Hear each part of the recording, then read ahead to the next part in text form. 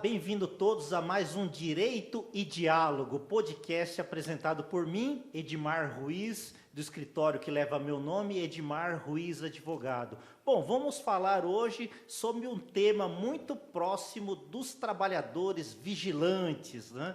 A gente sempre fala aqui para uma categoria em específico, hoje vamos falar para os vigilantes, uma categoria tão importante aí na sociedade, né? Na defesa dos bens, do patrimônio, assim como das pessoas, né? A sociedade não funciona sem esses profissionais que exercem um papel muito relevante. Vamos falar sobre os direitos trabalhistas e os direitos previdenciários do vigilante, dos vigilantes. São direitos sociais, direitos muito próximos, como eu digo em todos os podcasts, né? São matérias, assuntos do dia a dia das famílias dos vigilantes, assuntos do café da manhã, dos almoços de domingo, dos churrascos, né? É uma questão muito próxima e a gente sempre traz um convidado que entende do métier, que sente as dores desses trabalhadores, né?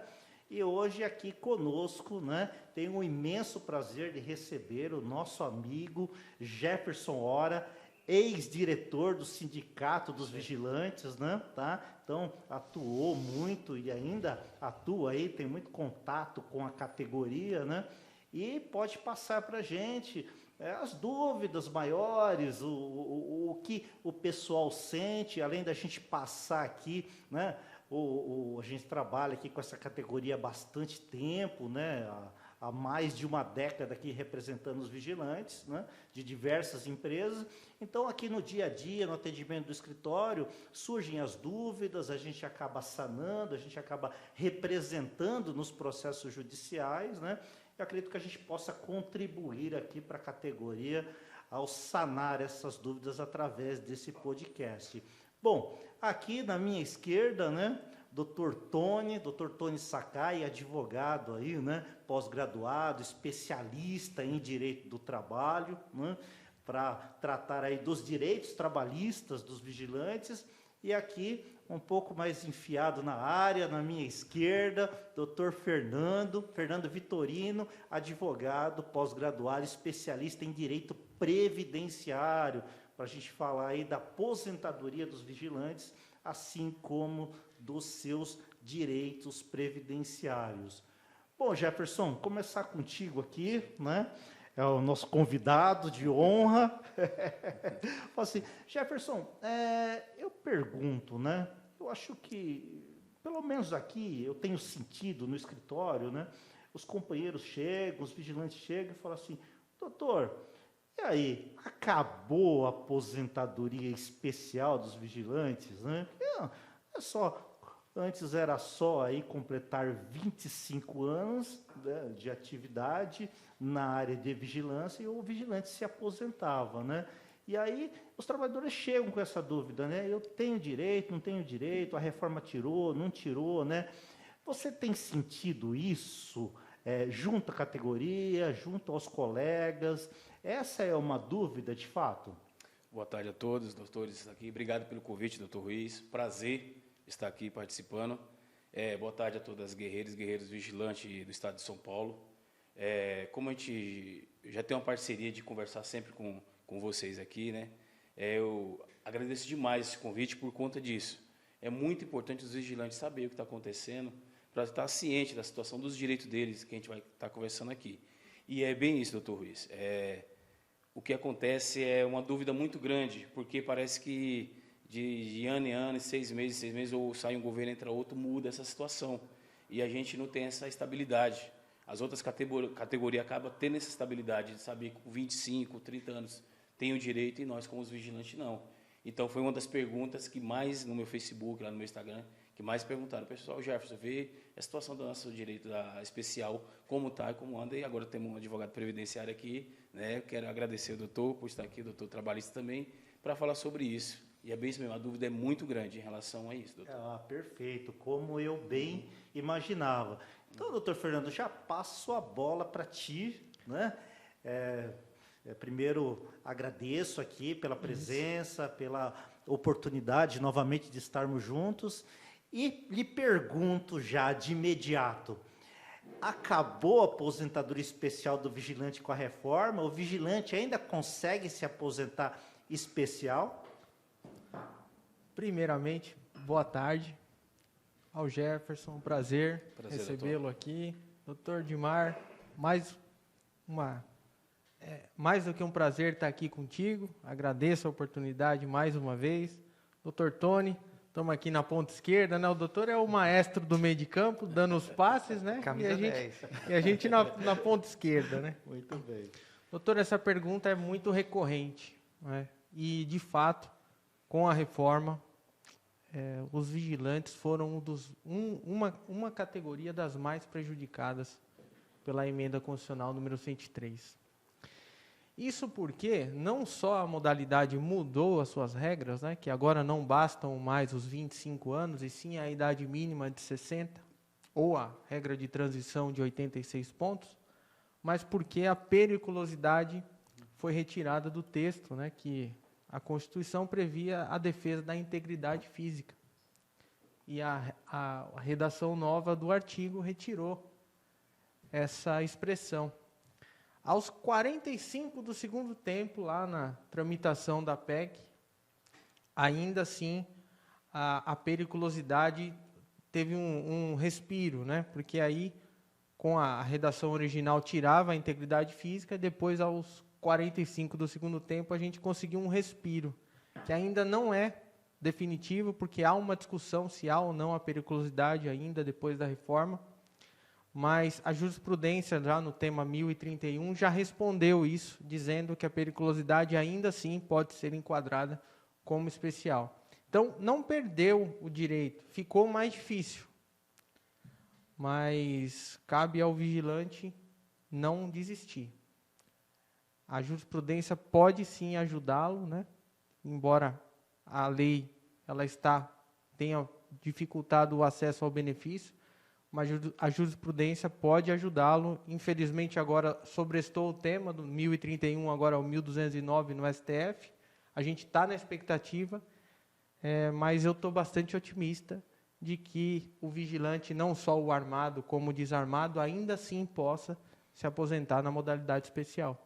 Perfeito, perfeito. Vamos ficar na torcida para que o STF julgue aí a favor, como a STJ julgou, né, a favor dos trabalhadores vigilantes, essa questão do reconhecimento do período especial para que a categoria, justamente, de forma justa, possa se aposentar, porque é devido, né, já que está exposto ali, né, de peito aberto, né, a periculosidade.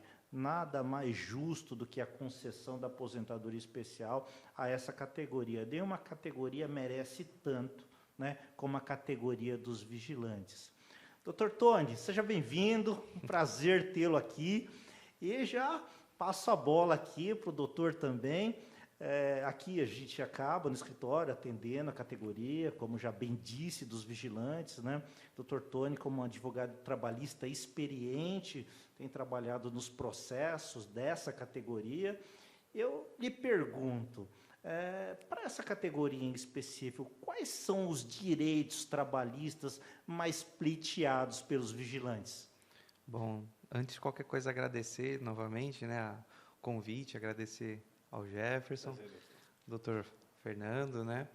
E assim, doutor, o principal direito em si que a gente verifica que é violado é a jornada de trabalho, né? É muito comum, existe uma dobra, um trabalho em uma jornada 12/36, que se estende por mais 2, 3, 4 horas, né? E aí isso é muito comum. Então, normalmente a jornada é muito violada, a questão do adicional de periculosidade, muitas vezes ele é pago, só que aí o adicional não tem os reflexos, muitas vezes você vai pegar o recibo de pagamento das férias, as férias não estão com os reflexos de forma adequada, as horas extras não têm esse reflexo, e isso acaba impactando muito no salário do trabalhador, né? E uma situação que acaba sendo muito interessante, né? E que muitas vezes o vigilante, seja ele armado ou desarmado, não tem esse conhecimento. A norma coletiva, ela até pode autorizar uma jornada de 12 por 36. A lógica é o quê? O motivo de ser permitido essa jornada de 12 horas é que, supostamente, o trabalhador, ele vai trabalhar 12, mas ele vai conseguir descansar 36. A partir do momento que o trabalhador não consegue descansar 36 horas, e aí começa a ter uma prorrogação da jornada de 1, 2 horas, e aí isso vai se tornando rotineiro, acaba que essa jornada de 12 por 36, ela fica inválida, né? A gente consegue pedir a invalidez, e aí, ao invés de ser uma jornada de 12 horas, ela volta a ser uma jornada de 8. E as horas excedentes, trabalhadas a mais, pode ser pleiteadas o pagamento das horas extras, né? Exato. E aí, todo esse período que o trabalhador ficou lá registrado, trabalhando 12 horas, vai ser computado como se o correto seria 8 horas, e aí, a partir da 9ª hora, já gera o direito à hora extra. Interessante, né? Que os valores acabam sendo significativos, Sim. né? Se o trabalhador, o vigilante, colocar na ponta do lápis, né?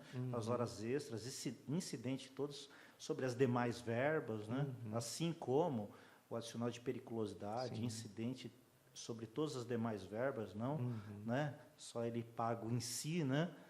Então, acaba valendo a pena aí a busca dos direitos, um processo trabalhista, justificaria um processo trabalhista para que o trabalhador não seja penalizado mais ainda, né? Já foi penalizado porque não teve o descanso concedido, né? As 36 horas para a revigoração ali do organismo, né?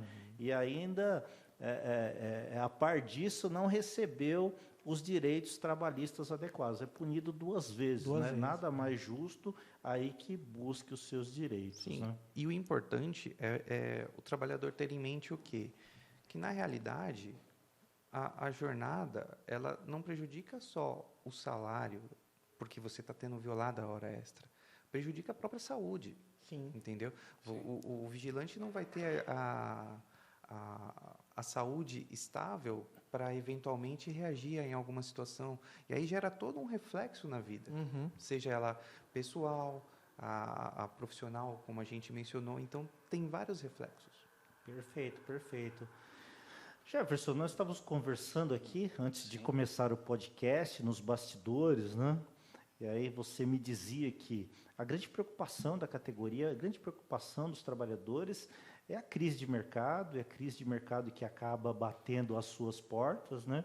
No sentido de que muitas das empresas, né, do ramo, muitas empresas de vigilância, estão aí respirando no oxigênio, financeiramente falando, e muitas das vezes os direitos dos trabalhadores são parcelados, né, embora a legislação não permita, mas é uma maneira que se encontra para poder, ao menos, receber os seus direitos, e também aquela insegurança que fica, né? E aí, se quebrar, se falir, né? Será que eu não vou conseguir receber meus direitos? Isso, de fato, tem sido uma angústia do dia a dia dos trabalhadores? Doutor, esse assunto é muito importante, porque nós temos aqui em São Bernardo um caso de uma empresa que ela tem vigilante com 10 anos de empresa e tem R$900 mil só de fundo de garantia. Ou seja, se quebrar de um dia para a noite, ele vai sair praticamente com quase nada, né?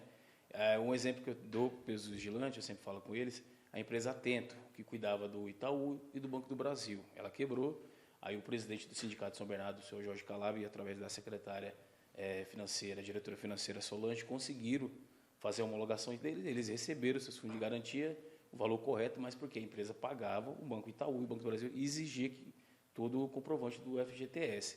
Agora, essa empresa, permita até, doutor, falar o nome, a empresa GP, né? Tem vigilante que tem mais de 10 anos de empresa e não tem nem R$1.000 de fundo de garantia. E eu converso sempre com eles. É perigoso isso.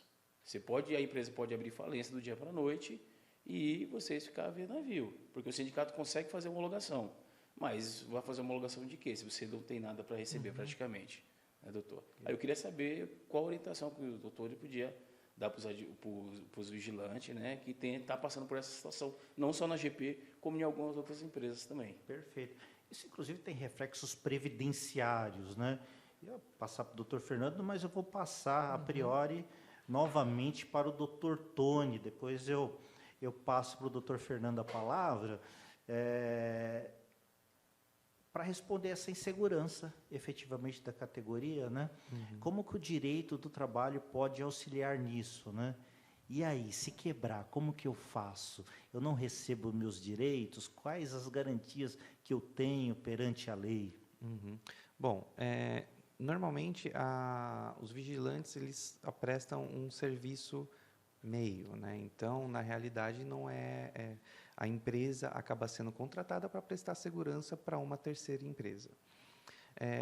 Essa terceira empresa, ela acaba tendo responsabilidade de fiscalizar se a empresa de segurança está tomando cuidado, se está pagando FGTS, tanto é que, como o próprio Jefferson falou, existem empresas que, olha, tem que depositar o FGTS, senão a gente fecha o contrato com você. Então, a própria terceirizada, a própria tomadora, ela acaba tendo essa responsabilidade de, se o principal empregador não tomar as medidas adequadas, a tomadora, exemplo, um grupo Pão de Açúcar, um banco, ele é responsável, tá? É óbvio que você vai ter, inevitavelmente, uma dor de cabeça de precisar entrar com um processo trabalhista. Mas a prática nossa demonstra o quê? Que, em regra, o trabalhador vai receber esses direitos, tá? E aí vai caber também ao advogado que vier a defender esse vigilante fazer o quê? Olha, do juiz, são verbas rescisórias, pedir uma celeridade processual, pedir para que seja expedida já a guia de FGTS, de seguro, porque tal situação é direito líquido e certo do trabalhador, entendeu? E, normalmente, na grande maioria, os juízes vêm deferindo esses pedidos em audiência mesmo, que aí já consegue não resolver, porque precisa da sentença, mas, de imediato, já consegue aliviar um pouco a parte financeira do trabalhador. Perfeito. Acho que a angústia também, aí o Jefferson me corrige se eu estiver errado, a angústia também ocorre naqueles casos que não há o tomador, né? Um trabalhador, ele é contratado pela GP, nesse exemplo dado, né? Apenas um exemplo, que a gente costuma não tratar de casos concretos, né? Mas esse caso, os trabalhadores, efetivamente é um caso real, os trabalhadores estão sofrendo essa angústia, né? Então, trabalho ali no transporte de valores, são o Banco Bradesco, um exemplo dado apenas, né? O Banco Bradesco contratou a GP para fazer o transporte de valores, ou alguma outra empresa, né? Algum outro cliente aí da GP acabou contratando o serviço da empresa, e não há tomador nesse caso, né? É um trabalhador direto da GP, né? Tão somente, né? Mas há garantias aí também, né? Os sócios respondem, e aí os bens da empresa também respondem, né? Exato. Para deixar mais claro ainda a situação, suponhamos que um funcionário dessa empresa seja da parte administrativa, de fato não preste serviço para ninguém. Tem solução? Tem. As contas da empresa são bloqueadas, se necessário a gente consegue fazer o bloqueio dos bens móveis, imóveis. Se a empresa não tem mais bens, os sócios são responsáveis.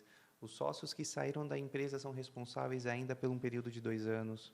Então, a gente tem mecanismo para solucionar essa insegurança no pagamento das verbas rescisórias. Existem meios concretos, tá bom, para tentar sanar e buscar os direitos trabalhistas. Perfeito, que é um alívio, Sim, que é um com alívio certeza. de fato, né? Bom levar essa informação, né, para o trabalhador ficar mais tranquilo, certeza. né? As famílias, respectivamente, que trabalhar numa situação dessa não é algo fácil, efetivamente, né? Nos colocando com no certeza. lugar desses trabalhadores, né? Doutor Fernando, se não está pagando, como bem disse o Jefferson, o FGTS, né? Você está pagando aí de forma incorreta, hora paga, hora não paga, paga menor. É bem possível que também as contribuições previdenciárias não estejam sendo honradas, né? Aí, nesse caso, tem remédio jurídico na matéria previdenciária para que o benefício de aposentadoria, algum outro benefício previdenciário, seja concedido com o valor correto, né? Porque o INSS, a priori, vai conceder com o valor que está lá, né? Se a empresa não contribuiu, está 000, né? Ou se a empresa contribuiu a menor, a GPS, né? O INSS vai considerar o que está lá no CNIS, o que está lá no histórico lá do trabalhador, né? Mas há meios jurídicos para que isso possa ser corrigido, não é verdade? Em princípio, é bom a gente informar o trabalhador que isso é um crime.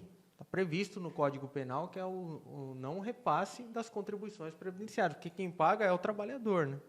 É descontado da folha e a empresa repassa ao INSS.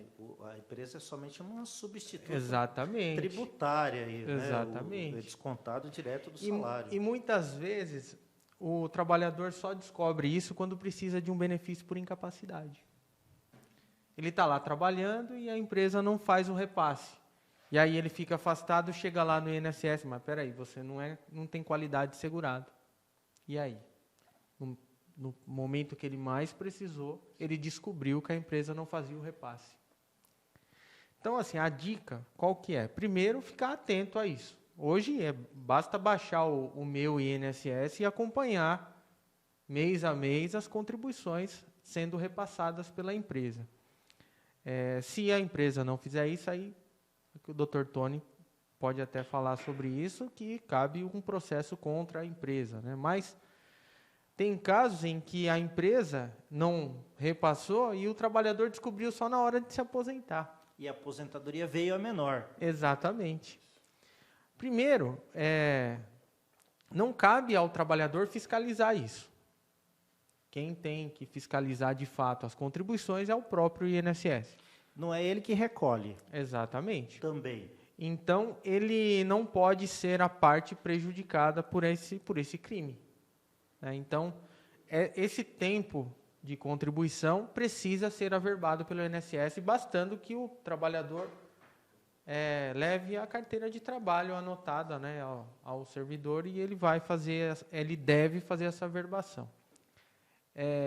E se não fizer isso, judicializar, porque a carteira de trabalho faz prova plena do vínculo trabalhista.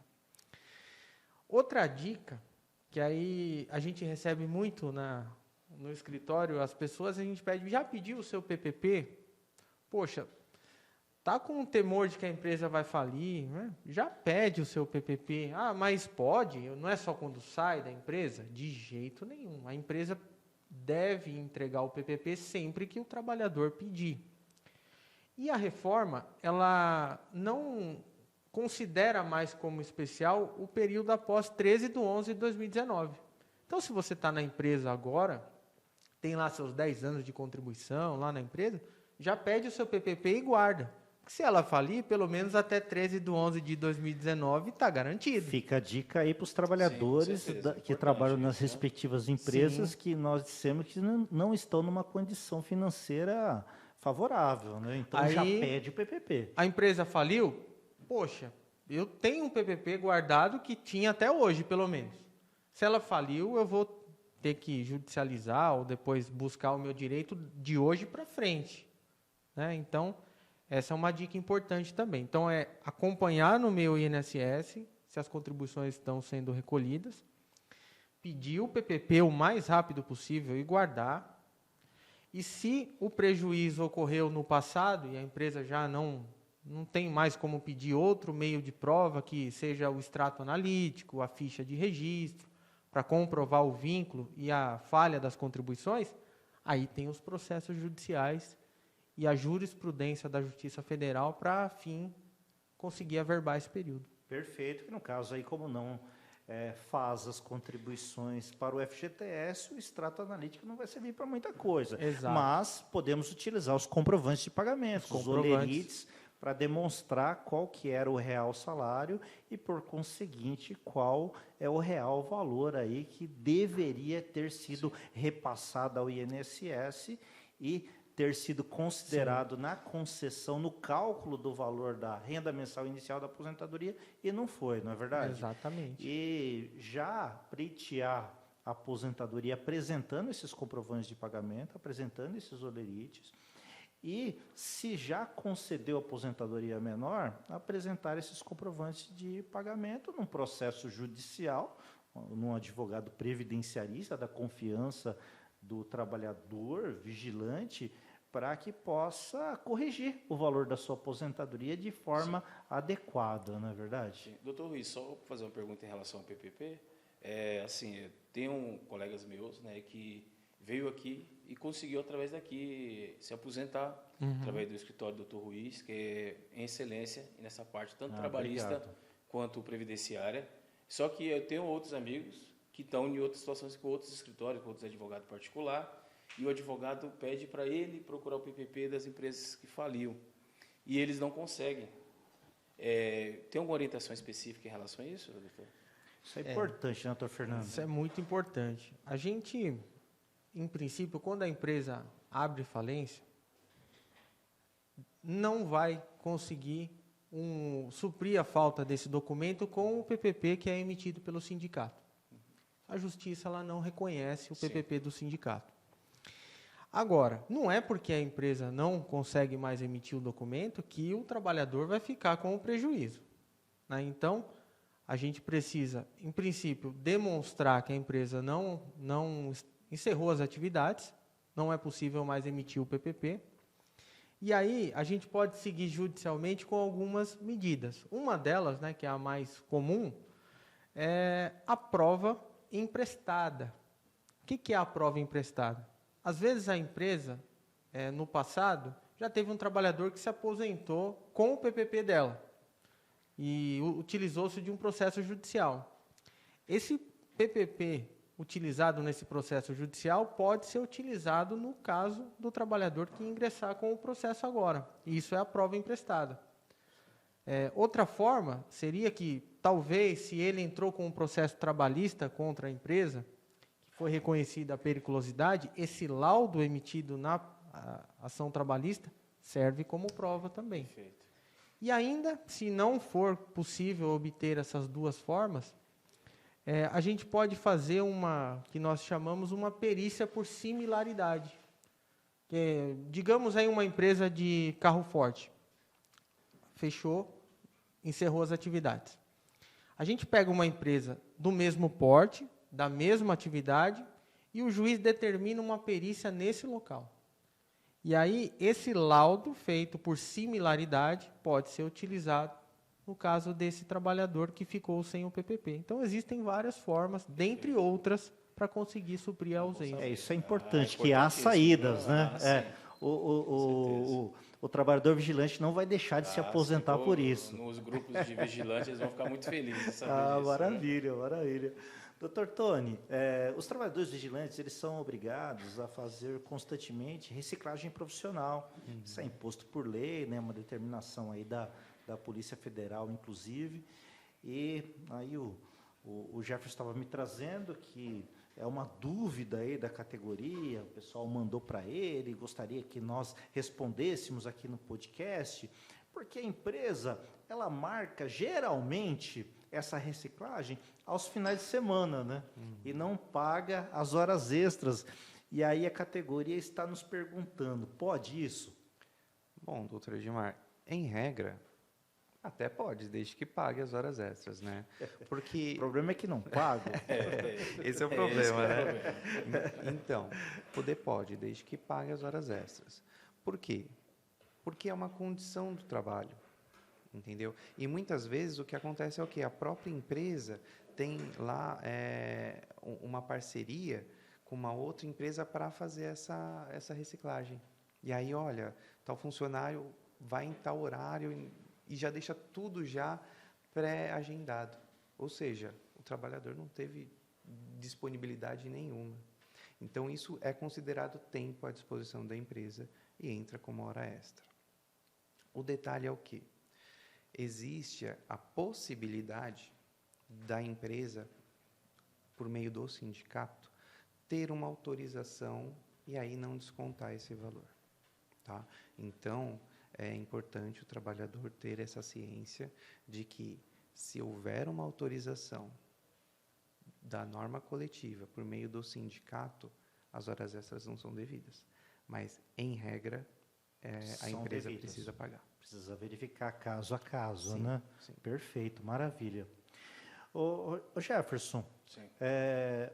acho que é uma categoria, assim, muito exposta, né? Muito exposta, é um trabalho extremamente prejudicial à saúde, né? Não só física, psicológica, né? Porque sai de casa e não sabe se vai voltar, não é verdade? Então, nós já atendemos aí vigilantes que foram baleados, que têm bala alojada e tudo mais, né? E essa questão da aposentadoria especial, que até, né, a data da promulgação dessa reforma, nessa nefasta reforma que infelizmente, né, retirou muitos direitos dos trabalhadores de um modo geral, não somente da categoria dos vigilantes, penalizou no sentido de dificultar, como já bem disse o doutor Fernando, o alcance à aposentadoria especial. Então, é importante dizer aos trabalhadores vigilantes, né, que a aposentadoria especial, como já bem dito pelo doutor Fernando, não acabou, não terminou. Porque muitas das vezes o trabalhador vigilante, ele completou ali os 25 anos de atividades especiais, que não precisa ser somente na atividade de vigilante, de repente ele tem 15 anos de vigilante e mais 10 anos numa metalúrgica que ele trabalhou exposto a ruído excessivo, somando perfaz 25 anos de exposição a atividades insalubres ou periculosas. Se ele preencher os 25 anos antes, né, de 13/11/2019, antes da reforma, ele tem direito adquirido. Ele pode se aposentar, se não está aposentado, ele pode se aposentar de forma especial a qualquer momento, né? Isso é um fato, né? Outro fato é que a própria reforma, ela criou aí, né, uma condição de uma regra de transição, né, uma ponte, né, entre a antiga legislação e a nova legislação. E que o trabalhador tem a possibilidade de se aposentar de forma especial desde que atinja uma regra de pontuação, né? 86 pontos no caso. Aí ele vai somar o tempo especial, né? Vai somar o tempo comum e vai somar a idade. Se ele atingir ali os pontos, né, exigidos pela nova legislação, pela regra de transição, ele se aposenta de forma especial, né? E uma terceira questão é argumentar a inconstitucionalidade da reforma no que tange aí a aposentadoria especial, né? Porque não tem muita lógica, né? Então, o bem maior tutelado pela Constituição Federal é o quê? É a saúde, é a vida, né? Como disse aqui no começo da fala, é um trabalhador muito exposto, né, psicologicamente e fisicamente, né? Então, é uma norma aí, aposentadoria especial, uma norma protetiva da saúde e da vida do trabalhador, né? Se é o bem maior tutelado pela Constituição Federal, né, como uma lei menor, uma emenda, né, pode vir e retirar esse direito maior consagrado, né? Então, daria para discutir essa inconstitucionalidade da reforma no que tange aí a aposentadoria especial dos vigilantes. Então, tem formas aí de alcançar o direito à aposentadoria especial. O doutor Fernando falou que está mais difícil, mas né, deve procurar um advogado previdenciarista da confiança do trabalhador para, como bem disse o doutor Fernando, não desistir, né? Perseguir a aposentadoria especial. Eu queria que você levasse esse alento para os trabalhadores. Com certeza eu vou levar, doutor, porque muitos vigilantes estão com atingiu essa de 25 anos e, infelizmente, depois da reforma trabalhista de 2017, E você vê que no olhar das pessoas, principalmente mãe de família que estava esperando atingir essa idade para se aposentar, para poder cuidar dos filhos, e hoje em dia está tendo que trabalhar em banco, às vezes, que nem eu tenho uma colega que trabalha na Caixa Econômica Federal, ela tem esse tempo de contribuição, e você vê, eu vi ela era uma pessoa sorridente, alegre, feliz, hoje é uma pessoa um pouco mais triste, você percebe, eu falo, poxa, eu trabalhei tanto para conseguir chegar, né? É tão difícil ficar 8, 9 horas em pé aqui, e quando você atinge esse direito, vem essa pancada, assim, a gente dá uma desanimada. Então, em saber, né, doutor, que temos direito, né, e correr atrás é muito importante isso, porque como o doutor falou, essa profissão de vigilante é uma profissão muito arriscada. As pessoas, às vezes, podem pensar que não, que sim, que nem eu, como doutor, né, que eu trabalho, né, para serviço para o sindicato, também trabalho como vigilante à noite, num posto aqui em São Bernardo, né? Se os doutores ficaram sabendo que teve a fuga da delegacia essa semana, o meu posto é ao lado da delegacia, e assim, a minha sorte, entre aspas, ou do colega meu de trabalho, que foi durante o dia que aconteceu a fuga. Porque se fosse no horário noturno, nós estaríamos lá, poderia estar de cara com os cinco meliantes que fugiram. Então, o risco, que aparentemente parece que não tem, mas é um risco muito grande ser vigilante, né? Ou seja, não tem nada a ver com o DP de São Bernardo do Campo, mas é próximo, e os meliantes passaram por lá, pelo esse local que a gente fica. Então, a importância da gente ter esses direitos especiais reconhecidos é algo essencial para a nossa categoria. Perfeito, concordo inteiramente. Doutor Tony, essa questão, né, da exposição em si, né, exposição psíquica, né, e a exposição física, né, que está sujeita aí ao cometimento de doenças ocupacionais, né, assim como acidentes de trabalhos ocorridos, né, isso tem uma proteção perante o direito do trabalho, não é verdade? Sim, com certeza, doutor. Como a gente, em outros podcasts, a gente chegou a mencionar, o ambiente de trabalho ele tem que ser saudável. A partir do momento que o ambiente de trabalho ele não é saudável e gera um risco à saúde do trabalhador ou à própria integridade física, que é o caso latente do vigilante, a empresa, caso o trabalhador desenvolva alguma doença ou em alguma situação de infortúnio venha a sofrer alguma limitação, algum acidente, a empresa é obrigada a indenizar. Tá? E aí, lembrando, quais são os tipos de indenização? Indenização por perda material, ou seja, muitas vezes o trabalhador não vai mais conseguir desenvolver, vai ter uma perda de funcionalidade. E aí é uma indenização por pensão mensal vitalícia.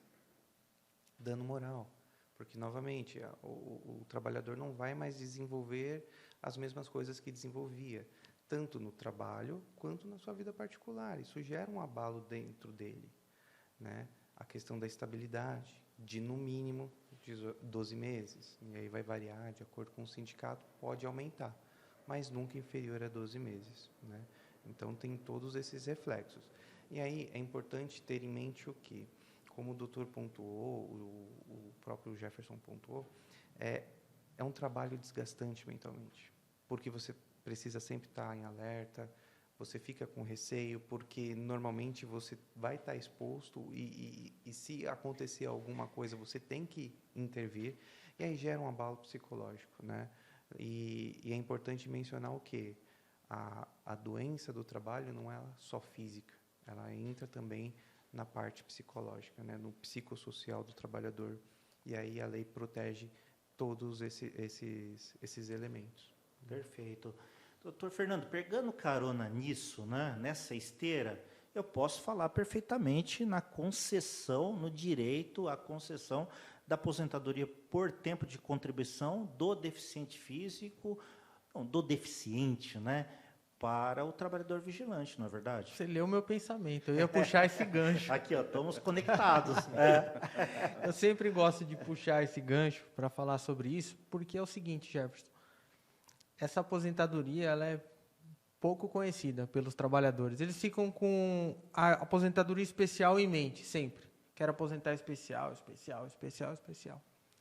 Só que a aposentadoria da pessoa com deficiência tem o mesmo valor, 100% do salário de benefício, dá o direito para essa pessoa, se quiser, continuar trabalhando, diferente da especial, né? E muitos não se enxergam com deficiência, mas a deficiência ela possui graus, leve, moderado e grave. Então, por exemplo, às vezes uma lesão no ombro, tem uma lesão que fez uma cirurgia e não consegue levantar o braço até 90 graus. É uma deficiência. Recebo um auxílio acidente do INSS porque eu sofri um acidente de trabalho. Essa perda é uma deficiência. Eu tenho uma visão monocular, uma visão só, é uma deficiência. Perdi a audição, um determinado grau, é uma deficiência. Então, essa deficiência dá o direito a uma aposentadoria mais precoce, com 33 anos de contribuição, e o tempo como vigilante, né, doutor? Vale mais. Sim. Pode converter o período especial em comum e dar um plus no tempo para alcançar esses 33 anos. Então, muitos que ficaram pelo caminho, não alcançaram os 25 até a data da reforma, têm nessa modalidade provavelmente a sua salvação. Então, a gente nunca pode deixar, e eu ia puxar esse gancho, o doutor leu a minha mente, a gente não pode nunca deixar de dar essa dica.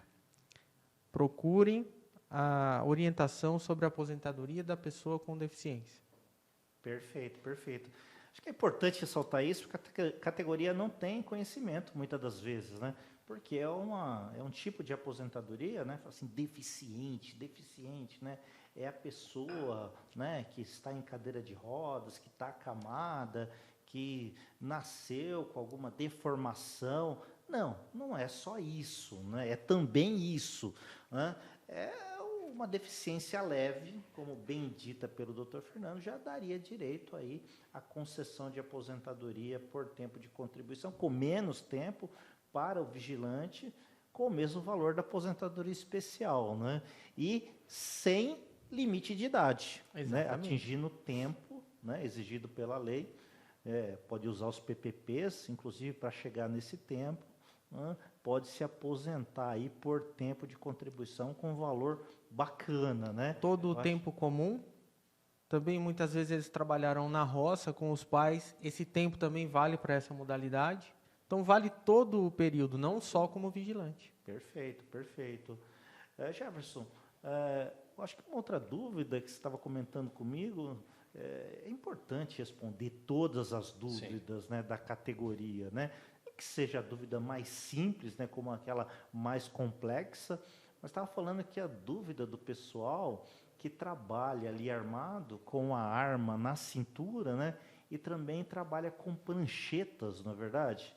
Né, que são chamados para atender o público e de frente às pessoas ficam fazendo anotações, né, e com a arma exposta à mercê ali, né, de qualquer reação do público, né?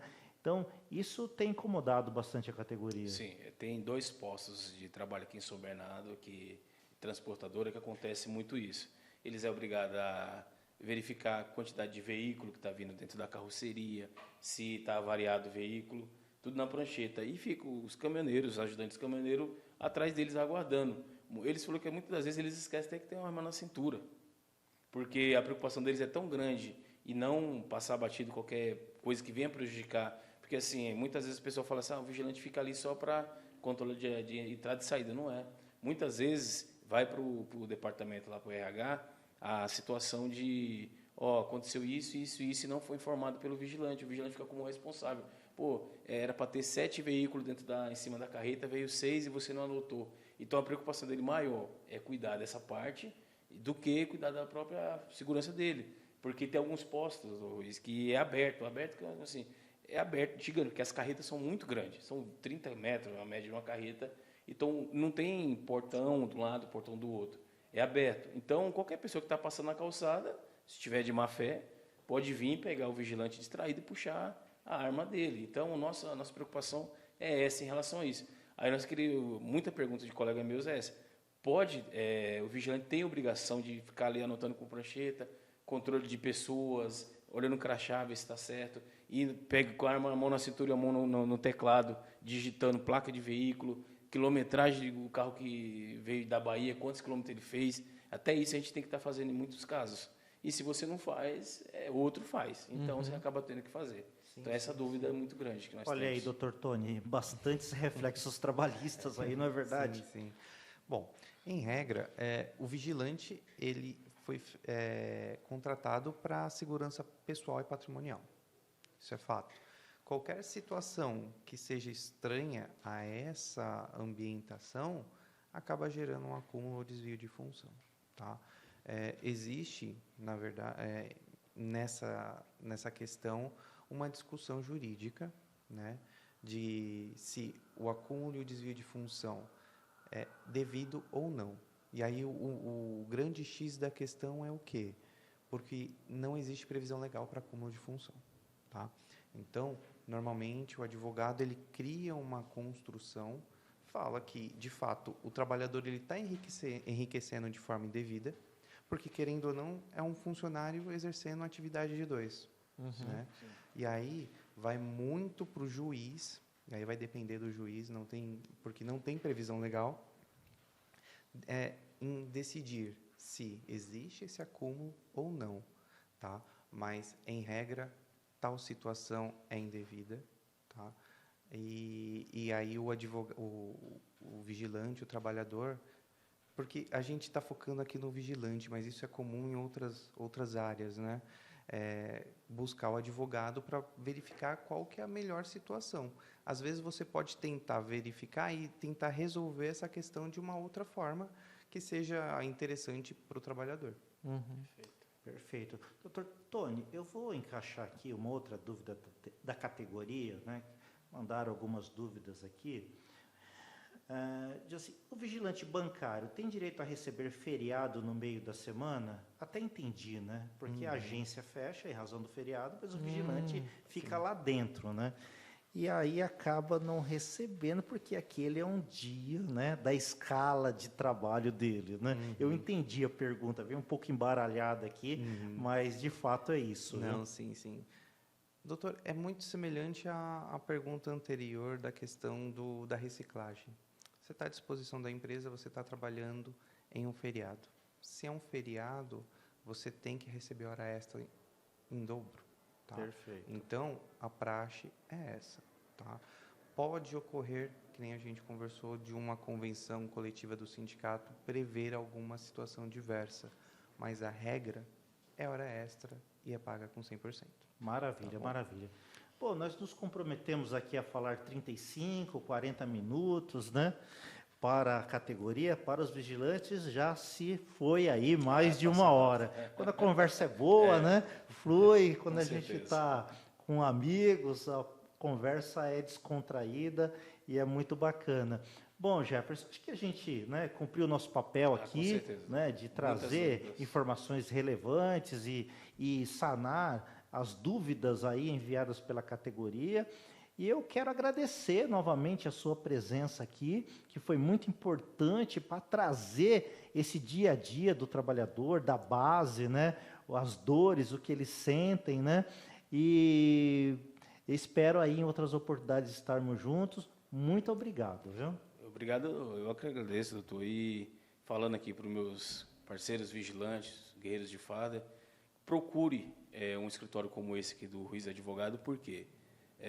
O pessoal fica muito, mas eu não sei se eu tenho direito. Vem aqui, é próximo, São Bernardo do Campo aqui, tem o trólebus passa na frente, às vezes o vigilante que não tem a veículo é perto, Avenida Lucas, né, doutor? É aqui que fica o escritório.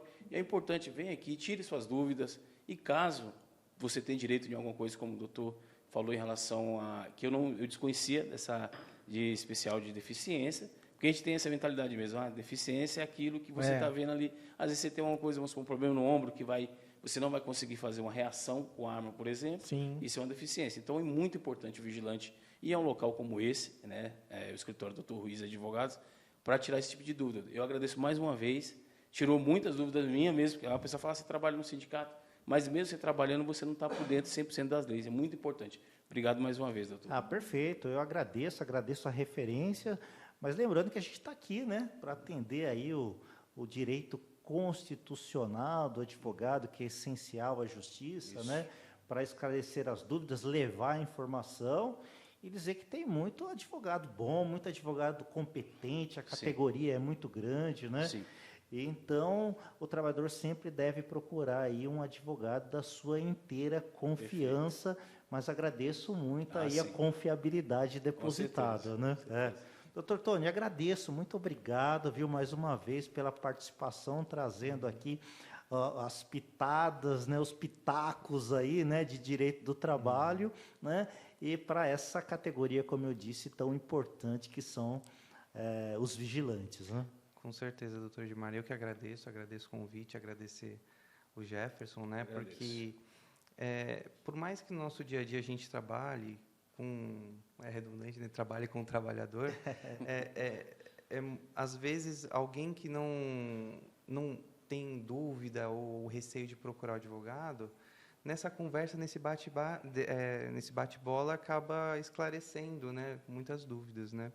Principalmente para essa categoria tão importante, né? Então, agradecer ao doutor, agradecer ao Jefferson, doutor Fernando. Fernando, meu companheiro aí das lives, Sim. né? Agora no podcast estamos ficando profissional, Estamos hein? ficando profissional. Tá cada vez mais bacana aqui, viu?